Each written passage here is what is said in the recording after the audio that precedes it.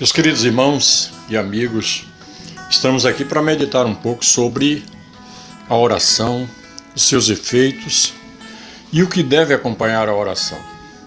Em primeiro lugar, a oração deve ser acompanhada pela fé, entendendo que a oração é conversar com Deus, é a comunicação do ser humano com Deus. Nós temos inúmeros exemplos na Bíblia de respostas às orações feitas por homens e mulheres que confiaram, que creram, que pediram com fé e tiveram da parte de Deus a resposta.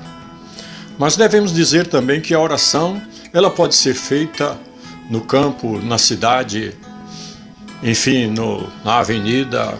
A oração pode ser feita você estando na sua cama ou assentado em algum lugar, no transporte, em qualquer lugar você pode orar. Trabalhando, a depender do trabalho e da atividade que você esteja fazendo, há a possibilidade de você estar trabalhando e também orando. Na Bíblia nós temos inúmeros exemplos, como disse, em resposta às orações. Oração feita em voz baixa, em voz alta, o clamor. A oração feita como a de Ana, que apenas movimentava os seus lábios e Deus a ouviu. A oração pela nação, como fizeram homens de Deus, que em momentos em que a nação de Israel especialmente, estava em dificuldade, esses homens foram usados por Deus em oração e Deus os ouviu. Nós temos inúmeros exemplos de Jesus orando. Imagina se ele orou, nós precisamos muito mais de oração. Jesus orou no templo, Jesus orou no monte, Jesus orou na casa de Marta e Maria, na aldeia em Betânia, quando Lázaro ressuscitou. Você pode orar confiando em Deus, porque a palavra de Deus diz que tudo que nós pedimos a Deus, em nome de Jesus, crendo que o Senhor nos atende. A Bíblia também diz que a oração da fé salvará o doente. Quais os melhores lugares para nós orarmos?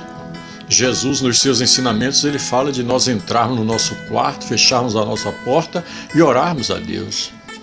Mas um outro lugar muito importante também e maravilhoso para orarmos é no santuário, é na casa de Deus, é na presença do Senhor. Nós temos exemplo na Bíblia de apóstolos que iam ao templo orar, a exemplo de Pedro e João, e antes de entrarem ao templo, Deus operou um milagre através da vida deles, porque um coxo se levantou, um homem que estava paralítico, ele se ergue através das palavras de fé daqueles homens que iam ao templo. Às 3 horas da tarde eles tinham por costume ir ao templo orar, e antes de adentrarem ao templo, o milagre aconteceu. Significa que eles já estavam orando, já estavam ligados em Deus, mesmo antes de chegarem no templo, de entrarem no templo.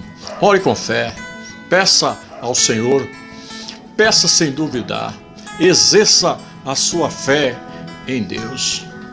Jesus nos ensinou a oração do Pai Nosso. A oração deve ser acompanhada de adoração a Deus, do reconhecimento de que Ele é um Deus santo. Por isso Jesus disse, santificado seja o teu nome. A oração deve consistir também na busca do reino. Venha a nós o teu reino. A oração deve ser acompanhada também da compreensão de que a vontade de Deus deve ser feita, seja feita a tua vontade. Na oração nós pedimos coisas espirituais relacionadas ao reino e pedimos as coisas materiais também, porque na oração do Pai Nosso, a Bíblia, a palavra de Deus nos revela, neste ensinamento de Jesus, onde ele diz, o pão nosso de cada dia dá-nos hoje. Não deixe de orar. Paulo ensina, orai sem cessar. A oração faz parte da armadura de Deus, quando Paulo em Efésios, a partir do capítulo 6, versículo 10, ele fala da armadura espiritual. Por fim, ele diz, e orando em todo tempo, com toda oração e súplica. Oração é conversar com Deus. Então, ore com reverência, ore com fé, ore na certeza de que Deus vai te responder. A oração, como disse alguém, é a chave que abre os céus. Oração move as mãos de Deus. Tenha certeza disso. Ore, converse com Deus e tenha certeza da vitória, porque segundo o querer e a vontade do Senhor, Ele vai te atender. Não deixe de orar.